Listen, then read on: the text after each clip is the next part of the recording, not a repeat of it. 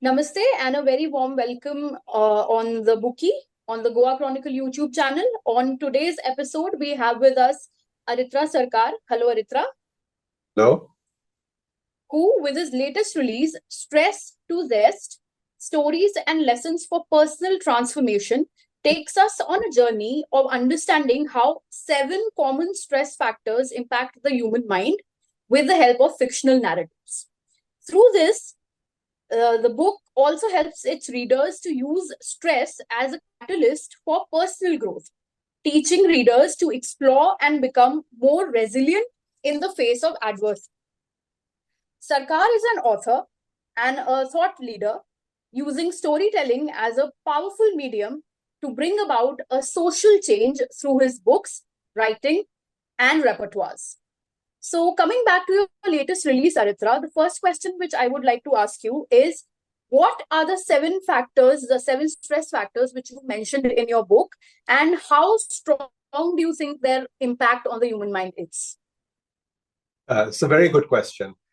Firstly, I have to tell you at the outset that, being human beings, we always tend to find problems wherever there are no problems, generally, a lot of the time. So the number of stress factors in the world and in life are actually endless. But that being said, I found that the major stress factors that affect a majority of the people, you could probably say that they would account for maybe like 80 to 90% of all the stress factors that bedevil people. And they would include relationships, jobs, they would include finances, health, peer group related issues, parental issues, and competitional issues as well.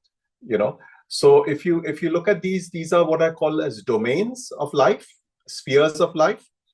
But these spheres of life themselves are not the stressors. It's the expectations that we have around these spheres of life which actually are the stressors. So that's a very important distinction to make, because we generally tend to blame external things, but problem usually lies within us and how we perceive things. So there's a very thin line over there, but a line which constantly gets blurred. And the impact of these stress factors, it all depends on the individual, on how strong your internal growth is, how developed you are in terms of your mental resilience, in terms of your coping ability, in terms of grit, and various other factors. Also, your state of connectedness with the universe, which allows you to kind of remain detached from outcomes while pursuing things in a very fluid manner. So all these things put together will ultimately either help you to brace the impact of stressors, or to help you, or to prevent you from really coming forward, and will submerge you within them. Okay.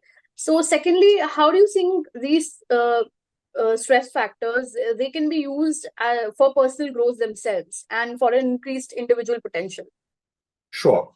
Now, what happens is that stress is an adversity. If you really look at it this way, it's a challenge, right? It's not the status quo, because the status quo for all human beings and for all creatures is to go at the current pace that they're going, to do whatever they're doing in life, right? And that's how we are typically, that's what we are typically sort of geared towards, inertia. Now, stress creates a sort of friction to that inertia. So it throws us off, essentially, from our state of balance.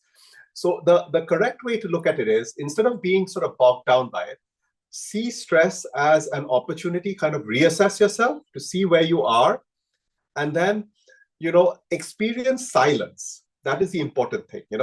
Experience silence. Now, what I mean by silence is that it is not simply like going into a quiet corner or in a park or in the top of a mountain somewhere and meditate. It's not like that. It's actually the silence within yourself, within your own mind, where your thoughts and feelings are, they sort of blend away, and you actually kind of feel the vibrations of the universe in itself. Now, when you actually attain this kind of state of true silence, what happens is the truth of the world, the truth of life, the truth of the way things are, it comes to you naturally, and it comes to you essentially through your inner voice, your voice which you've probably not heard of, or you've not listened to in years because of the din and the hustle and bustle of life. When you hear that voice, the voice then sends you instructions. It sort of outlines a path. And then it is your opportunity, it is your duty to actually surrender to that voice and to embark on the path. And that path becomes essentially the path of authenticity. And that will essentially then be a movement or a way out of stress. Okay. So how do you think stress could also become the key to unlock new levels of resilience in an individual? Correct. So what happens, as I said before, that stress creates adversity and pain. And what happens is these are challenges. They prompt you effectively to look at yourself, to see what are your strengths and weaknesses. As we say, the SWOT, strengths, weakness, opportunities, and threats, right? Which you've all heard of. So stress gives you an opportunity to really look at that. And that's something which we, generally not do in our day-to-day lives. And then through that, through the reassessment, as I said before, we connect with our inner self effectively. We connect with who we really are, with our true voice. And that essentially takes us on the path, the right path for us, the path of authenticity. And that will essentially then fortify you, give you fortitude, mental resilience, and more importantly, it will align you with your purpose of life. Okay, so how important do you think is the interconnectedness between the mind, body, and the spirit? And how could one achieve overall harmony among these three for their own well-being? So it is extremely important. If you're unbalanced in one aspect or the other, it's actually, it's not going to work for you. And to be frank with you, if you really look at it this way, it's a really popular statement, mind, body, and the spirit. First, I want to clarify what this is.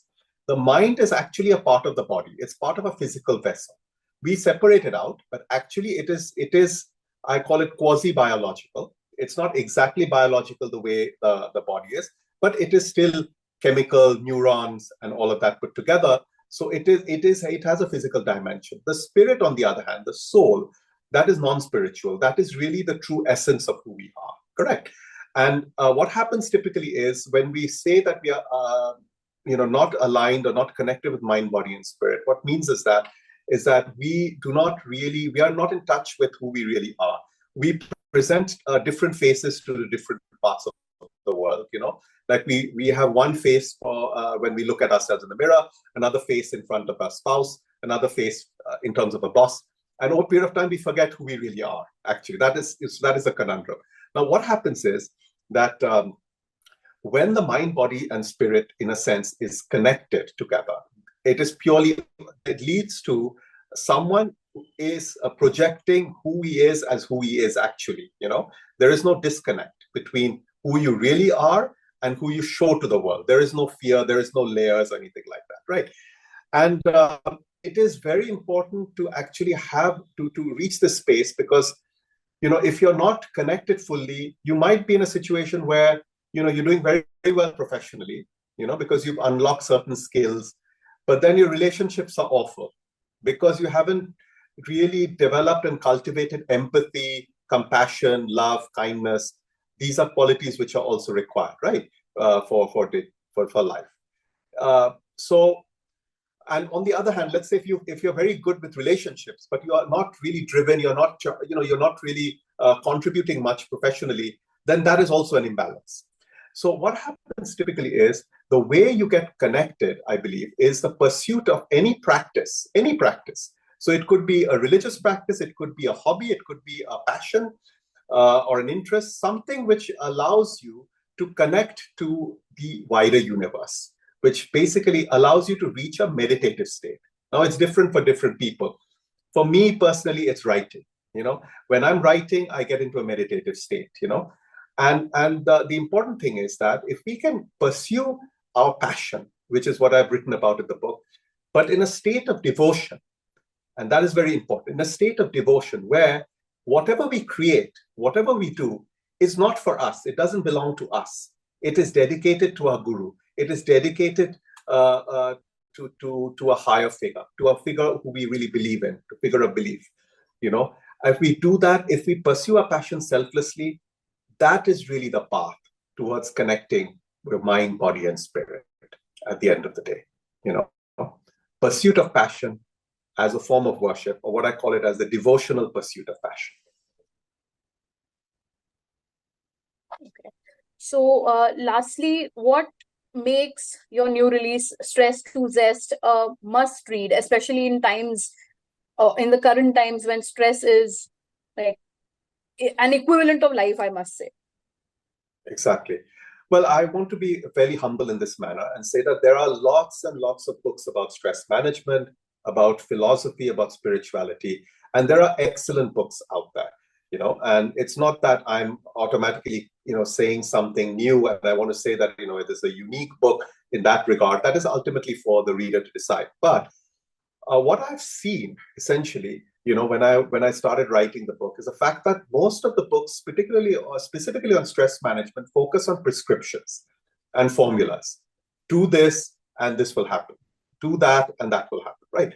But what happens is typically is that every individual case is different. Your situation and your experience, your world is different from mine, and these formulas or these practical advices sometimes don't quite translate from one person to another.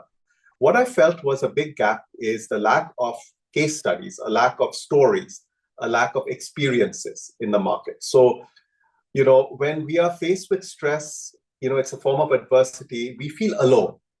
We feel that we alone are suffering through this, and it feels the pain and the suffering becomes exacerbated simply because of this feeling that we are alone.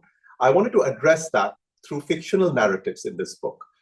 There are 7 stories which focus on 7 different forms of stress, and the stories are set in different parts of the world. And each story shows a character suffering through a specific form of stress, which you have explained before, and showing how they overcome it. I've also, in this book, I've also added my own personal experiences and anecdotes of how I have overcome this various forms of stress myself, making this not just a guide with prescriptions, but actually an experiential resource with stories and lessons that you can actually draw from and that you can relate to. Because the characters in the book, in each of the stories, are just normal people like you and me. They are not celebrities. They are not people with exceptional gifts, superpowers, anything like that. They're just normal people like you and me, but they're facing terrible situations, terribly stressful situations. And if they can come out of it, then you can come out of it too. That is a message, I think, which I'm trying to sort of convey through the book. It's not just prescriptive or formulaic, but it's an inspirational guide for you to actually take a page, a leaf out of the characters of these narratives, and to come out of the stress, to find your true purpose in life and to follow it. Okay. So today this will be all from my side. Thank you so much, Aritra, for such an insightful discussion. And I would also like to thank my viewers. And if you like our content, if you like what you're watching, keep supporting the Bookie. And remember that your biggest adversary, which is stress, can soon turn into your own ally and help you transform with, of course, Stress to Zest by Aritra Sarkar. Thank you so much. Thank you so much. I really appreciate it.